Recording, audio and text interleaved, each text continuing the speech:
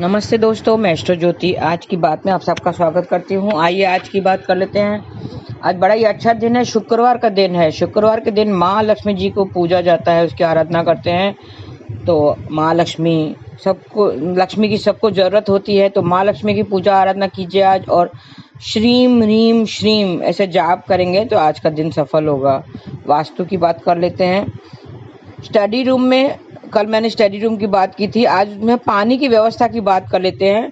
Study room में पानी के लिए उत्तर दिशा चुनना चाहिए। पानी का कोई जग या बड़ा मयूर रख सकते हैं, इससे बच्चे को किसी प्रकार का भय नहीं रहता है। ये थी वास्तु की बातें। अब योग और तिथि की बात करते हैं। पंचमी तिथि आज देर रात 3:15 तक रहेगी। आज दोपहर 1:45 तक सिद्ध योग रहेगा। प्रभु का नाम जपने के लिए सिद्ध योग बहुत ही उत्तम होता है। हस्त और नक्षत्र हस्त है। हस्त 13वां नक्षत्र है। इसका प्रतीक चिन्ह हथेली को माना जाता है। हस्त मतलब हाथ से काम करने वाला। तो जो भी हाथ से काम करता है, अपना हैंडीक्राफ्ट वर्क करता है, उसके लिए आज ये नक्षत्र शुभ होता है।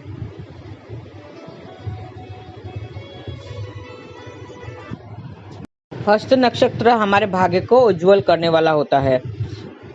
हस्त नक्षत्र का स्वामी चंद्रमा है और इसका शिव पूजन भी होता है। शिव का पूजन भी करते हैं आज के दिन। और इसकी राशि कन्या है और इसका संबंध रीठा के पेड़ से बताया गया है, और ऐसा करने से आपको शुभ फल की प्राप्ति होती है। तो ये थी नक्षत्र की बातें। और आज की खास बात ले लेंगे। नाग पंचमी है। श्रवण शुक्ल पक्ष की पंचमी को नाग पंचमी मनाई जाती है। और विष्णु जी शेषनाग पर शैया पे सोते हैं, तो भगवान शिव के गले में नागों का या चोपड़ित है। तो इस तरह से हमें नागों की पूजा करनी चाहिए, और आज के दिन वो करते हैं नाग की पूजा। दक्षिण भारत में आज लकड़ी की चौकी पर लाल चंदन के सर्प बनाते हैं। मिट्टी के पीले या काले सर्पों की प्रतिमाओं बनाई या खरीदी जाती है। तो इस तरह से पूजा करते हैं, तो आप भी आज कीजिए। और कच्चे दूध में कोयला घिसकर घर की आकृति बनाई जाती है। घर की आकृति में नाग बनाकर उसकी पूजा की जाती है। तो ये एक विधि है जो करते हैं, जो घर में आकृति, दीवार पे आकृति बनाकर कोयले से उसकी पूजा आराधना करते हैं। मेन गेट के दोनों ओर नाग की आकृति बनाकर भी पूजा की जाती है। सर्प दंश के भय से मुक्ति पाने के लिए नाग पंचमी मनाई जाती है। काल सर्प दोष से छुटकारा पाने के लिए भी नाग पंचमी मनाई जाती है। जिसको काल सर्प दोष है तो उसको आज नाग पंचमी मनानी चाहिए। नाग बहुत तरह के होते हैं। वासुकी, तक्षक, कालिया, मणिभद्र, ऐरावत, धृतराष्ट्र, करकोटक और धनंजय, इन 8 नामों के पूजन करनी चाहिए। ये 8 नाम हमें लेना चाहिए और इनका पूजन करना चाहिए। उसकी विधि है पूरी, जो करते हैं वो आप कर जिसकी जन्म पत्रिका में राहु और केतु किस घर में बैठा हुआ है, उस हिसाब से उस दिशा में हमें पूजन करना चाहिए। ये विस्तार से। और काल सर्प दोष के लिए सारे ग्रहों का राहु और केतु के एक तरफ होता है, तब काल सर्प योग होता है। एस्ट्रो के हिसाब से बता दूं, ज्योतिष के हिसाब से कि काल सर्प योग किसे कहते हैं, जब राहु और केतु के एक तरफ सारे ग्रह हों। राहु और केतु छाया ग्रह माने जाते हैं, और बाकी के जो 7 ग्रह हैं वो एक तरफ हो राहु और केतु के, तो काल सर्प दोष बनता है। कुंडली में काल सर्प दोष हो तो नाग पंचमी की पूजा जरूर करें। काल सर्प दोष ना हो तब भी दिशाओं के क्रम में नागों की पूजा की जाती है।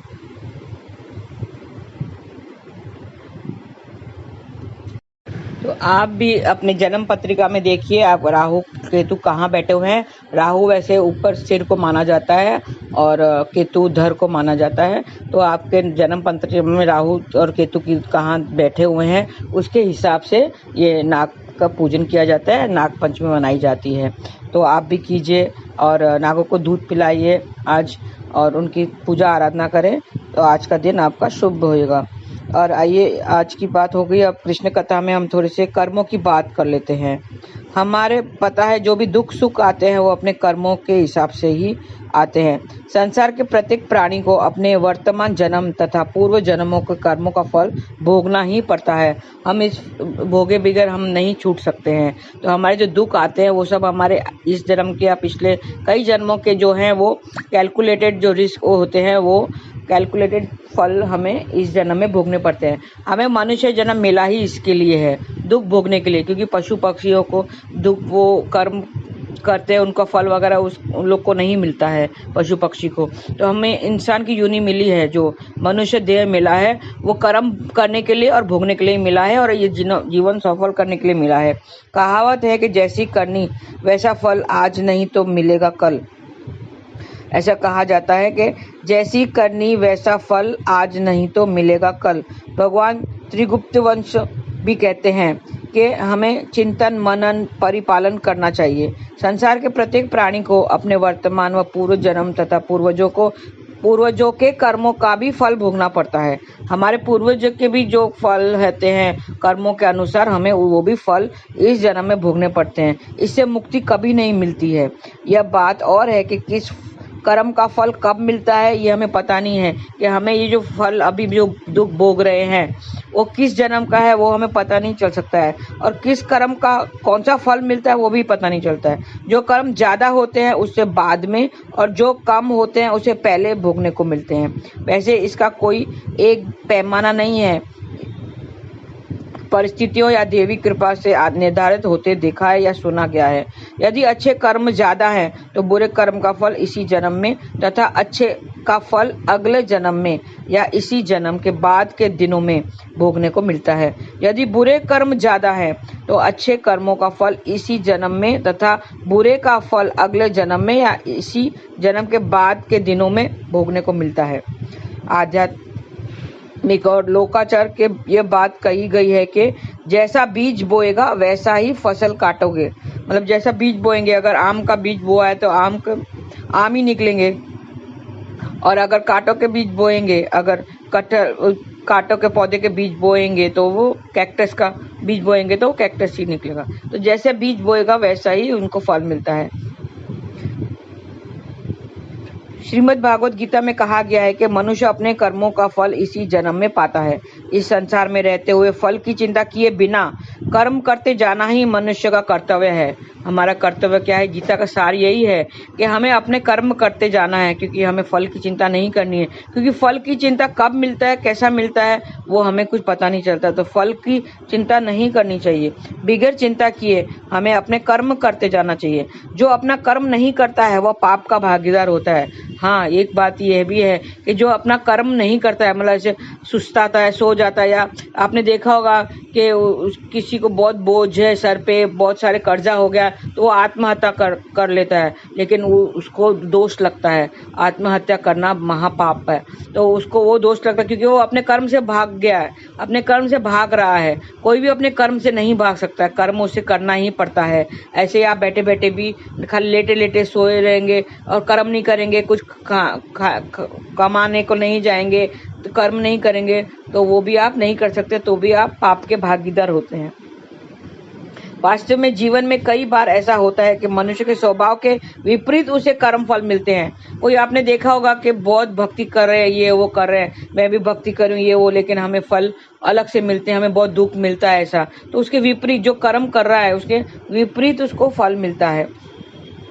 अक्सर ऐसा होता है कि अच्छे लोगों को बार बार जीवन में बुरी या दुर्भाग्यपूर्ण घटनाओं का सामना करना पड़ता है। आपने देखा होगा कि बहुत लोग ऐसे होते हैं कि वो अच्छे कर्म तो कर रहे हैं, इस जीवन में अच्छे कर्म कर रहे हैं, लेकिन उन्हें बार बार दुर्घटना होती है, एक्सीडेंट होते, सडन एक्सीडेंट, ये वो।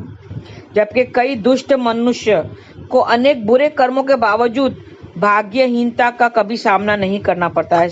आपने बहुत सारे ऐसे लोग देखे होंगे कि वो दुष्ट कर्म कर रहे हैं, सब पाप कर रहे हैं, ये वो, लेकिन वो सुखी हैं, उनको अच्छे फल मिल रहे हैं। ऐसे में अगर कर्म के अनुसार फल पाने जैसी बातों का आकलन करें तो यह पूरी तरह निराधार मालूम पड़ता है। मनुष्य का वंश अपना पूर्व जन्म बच्चे अपने माता पिता का अंश होते हैं और उन्हीं का दूसरा रूप माने जाते हैं। जो बच्चे हैं वो अपने पूर्वजों के ही अंश माने जाते हैं। उनकी सोच और स्थिति के अनुसार बच्चों का जीवन भी प्रभावित होता है, लेकिन इसके भी कहीं बहुत अधिक हर व्यक्ति का भाग्य और दुर्भाग्य भी अपने पारिवारिक कर्मों से जुड़ा होता है। इससे संभव है कि कोई मनुष्य अपने कर्म और स्वभाव के अति नेक दिल हो, लेकिन उसकी परिस्थितियां हमेशा उसे चुनौतियों तथा दुखों का सामना कराए। कहीं ऐसा भी संभव है कि एक अधिक क्रूर व्यक्ति भी अपने भाग्य के बल पर जीवन का हर सुख पाए और हर चीज उसे आसानी से मिल जाए। यह उनके जुड़े पारिवारिक कर्मों के फल हो सकते हैं। इसके लिए अपने साथ दूसरों की परिस्थितियों की तुलना करते हुए दुखी होने के बजाय अपने साथ दूसरों की परिस्थितियों की तुलना करते हुए दुखी होने के बजाय हमें उसे अपना कर्म फल मानकर चलना चाहिए और ईमानदारी पूर्वक अपने कर्तव्यों का पालन करना चाहिए। पूर्वजों से जुड़ा हुआ जो कर्म फल है वो क्या कहता है कि पारिवारिक कर्मों का, यूं कहें पूर्वजों के कर्मों से जुड़े हुए लोग कुछ ऐसी घटनाओं या परिस्थितियों से जुड़ सकते हैं जिसका उन्हें वर्तमान वजूद से शायद ही कोई नाता हो। ऐसे लोग उन परिस्थितियों के भी जिम्मेदार ठहराए जाते हैं जो उन्होंने कभी किया ही नहीं हो। ऐसा भी संभव है कि हमें उस काम का क्रेडिट भी मिले जिसके लिए हमारा बहुत अधिक योगदान ना हो। अगर कोई व्यक्ति अपने पूर्वजों के कर्मों से जुड़ा होगा तो जरूरी नहीं कि वह हमेशा उसके लिए नकारात्मक ही होगा, बल्कि कई बार यह उसके लिए अच्छा भी हो सकता है। या तो ऐसे लोगों को मेहनत से कम आंका जाता है या मेहनत और उम्मीद से अधिक उन्हें मिलता है। ज्यादातर ऐसे लोगों को परिवार में या तो उपेक्षित की दृष्टि से देखा जाता है या उनके हर किसी भी बहुत अधिक उम्मीदें होती हैं।